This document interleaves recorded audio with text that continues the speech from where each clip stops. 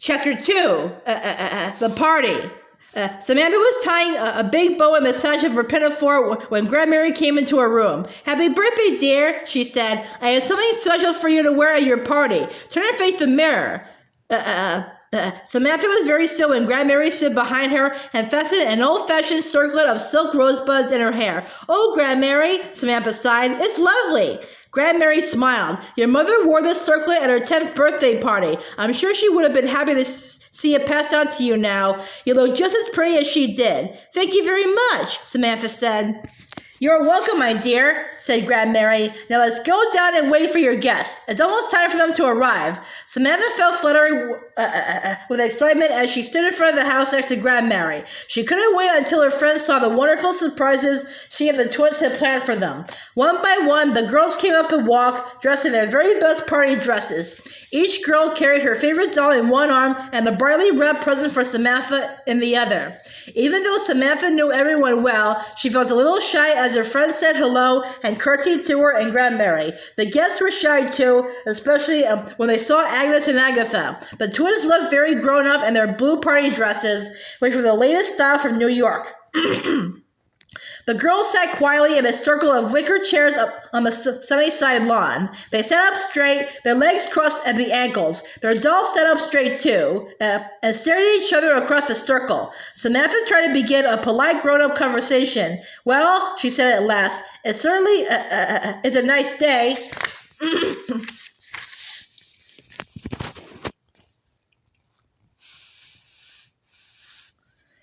The girls sat up straight, their legs crossed at the ankles. Their dolls sat up straight too. "Yes," everyone agreed. Then all the girls were quiet again. A breeze ruffled their big hair bows and the skirts of their dresses. It looked as if a flock of pale butterflies were fluttering rather nervously over the smooth green grass. No one seemed to have anything to say, so Samantha tried again. "It is quite warm, though. Why don't you open your gifts?" Agnes interrupted. "Good idea," murmured the rest of the girls. One by one, they stepped forward and handed Samantha their presents. Everyone oohed and awed politely as she opened a box with colored pencils from Ida, a fan from Ruth, and a big book of piano exercises from Edith Eddleton. Agnes and Agatha kept their present for last. They giggled and they came forward together and handed Samantha a big square box. Samantha lifted the lid and held up a stout, cheerful-looking stuffed bear. Everyone squealed with delight. "A teddy bear!" exclaimed Samantha. "I love it!" She gave the bear a big hug. "Teddy bears are the newest thing in New York," said Agnes, beaming. "We wanted you to have one of your very own." "Thanks," said Samantha. "Oh, may I hold him?" asked Ida. "He's just so cute." The friendly bear was passed from girl to girl, but after he had gone around the circle, the party got too quiet again. Everyone was trying so hard to be polite and grown up, they were as stiff as the lace in their collars. Samantha was relieved when a car came roaring up the drive with an ear-splitting "Ooh-wah, ooh-wah! Uncle Guard! Aunt Cornelia!" she exclaimed. Her guests bounced out of their chairs. "Hello, hello!" they called as they followed Samantha over to the car. Uncle Guard came straight to Samantha without even stopping to take off his driving goggles. He lifted her up into the air. "Happy Sam Day, Bertha," he said. The girls giggled when and Uncle Guard pretended to be confused. "Wait a minute, that's not right," he said. I'll have to do that over." He lifted Samantha up again, gave her a kiss, mwah, and said, "Happy birthday, Samantha." "Oh, Guard," laughed Aunt Cornelia. She leaned over and gave Samantha a soft kiss. Mwah. Happy birthday, Samantha," she said. "There's someone I like you to meet." And Cornelia reached into the car and lifted out a little brown and white puppy. "This is Jip, the newest member of our family," she explained. When Samantha took Jip in her arms, he reached up and licked her chin with his warm, rough tongue. "He's perfect," Samantha sighed. "Put him down," said Agatha, "and I'll make him do his tricks." Remember to keep an eye on him, warned Cornelia as Samantha carried Jip over to the side lawn. He is frisky and he likes to run. Samantha put Jip on the grass inside the circle of chairs. Sit, Jip, commanded Agatha. Jip wagged his tail, but he didn't sit. He doesn't always do what you ask him to, Agatha admitted. Sit, Jip, she commanded again, but Jip ignored her. He began to run wildly around the circle of girls, barking at their feet. He likes shoes, explained Agnes. So all the girls sat in their chairs and danced their feet up and down in front of Jip. Jip ran from girl to girl, growling and jumping at their shoes and having a wonderful time. Then Agatha's foot knocked over a box and the teddy bear tumbled out. To the girls' delight, Jip began to growl at the bear. Look at Jip, laughed Agatha. He's acting like a ferocious lion. She picked up the bear and waggled it in front of Jip's face. Grrr, she growled. Come and get me, Jip.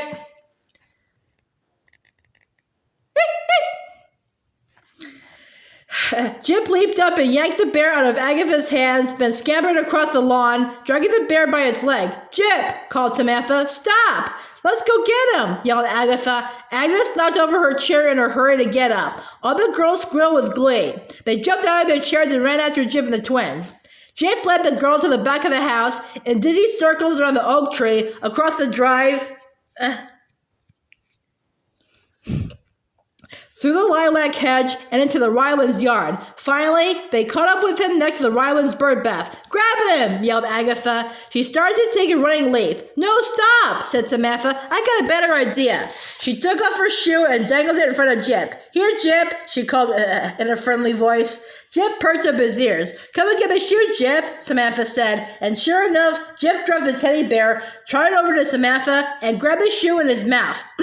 Samantha quickly picked him up. His paws left muddy polka dots on her lacy pinafore. Hooray, cheered the girls. But where's the bear? Asked Edith Eddleton. I have it, someone said in a bracking voice. And there was Eddie, holding Samantha's teddy bear by its nose.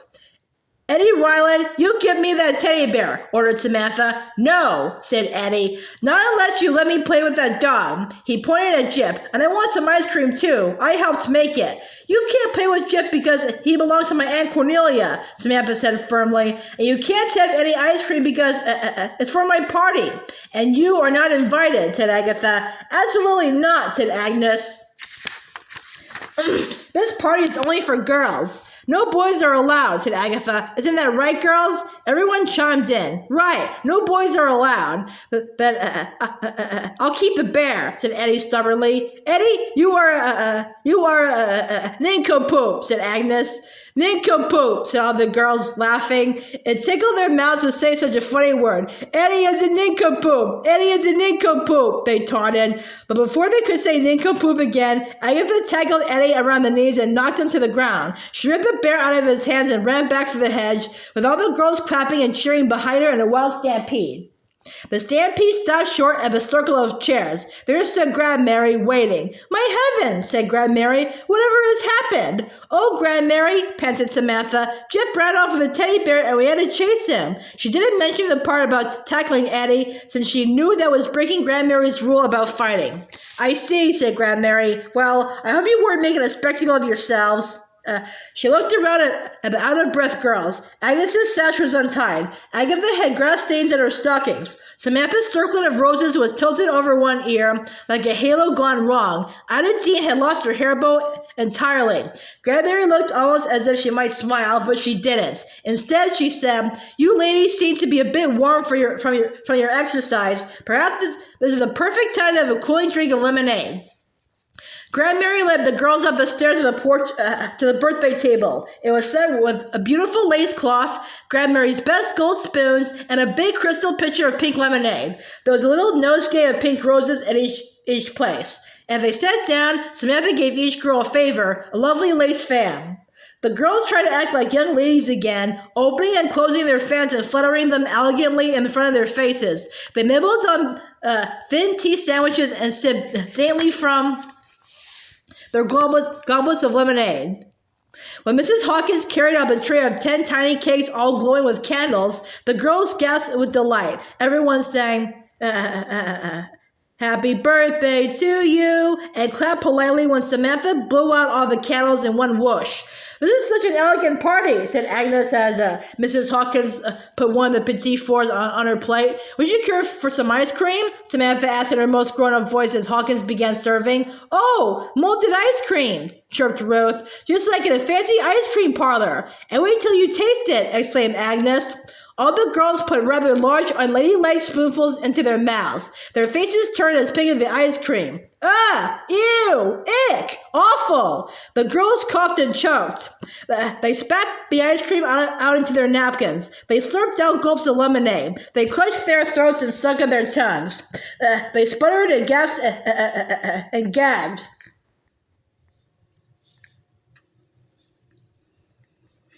"Salt," said Samantha. "This ice cream is full of salt." Hawkins looked puzzled, but just a few minutes ago, young Master Eddie tasted it, and he didn't complain. "Was Eddie alone with the ice cream?" asked Samantha. "Why, yes, I suppose he was," answered Hawkins. "Just before I put it into the molds." "Bet run, Eddie!" exclaimed Agnes. "He put salt in the ice cream and ruined it for all of us." "Where is he? I'll fix him," threatened Agatha, frowning fiercely. She jumped up and ran smack into Cornelia. "Whoa," said Cornelia. "What's the matter, Agatha?" She looked around at the girls. "Why do you all look so sour?" "Not sour," explained Samantha. "Salty. Eddie Ryland put salt in the ice cream and it's ruined." And Cornelia tasted the ice cream. "My stars," she said. "You're right." She looked at the disappointed girls. "Well," she said briskly, "you certainly can't eat that, but you still have lovely petit fours and delicious lemonade. Just ignore the ice cream." All the girls carefully pushed the bowls of salty ice cream toward the center of the table. They ate their petit fours in silence. Samantha could hardly swallow. She felt so angry and sad. Her beautiful, elegant birthday party had been spoiled. But Agnes and Agatha finished eating quickly and hurried away from the table. They whispered with Cornelia for a few moments, then bounded back over to Samantha. "We have the most wonderful idea," crowed Agnes. "You're going to come to New York." "Ooh," sighed all the girls. "New York." "Cornelia says if it's all right with Grandmary, you can come to New York and stay at her new house," said Agatha. "You can come next week," said Agnes. "We'll be there too, and we can all go to Tyson's ice cream parlor for the best ice cream in New York. With no Eddie Ryland to spoil it," said Agatha, the fierce gleam back in her eyes. I love that," said Samantha. The twins' latest idea made the disappointment of salty ice cream melt away. "May I go?" she asked Grandmary. "Of course you may," said Grandmary. "And I shall go with you. I've been looking forward to peppermint ice cream myself."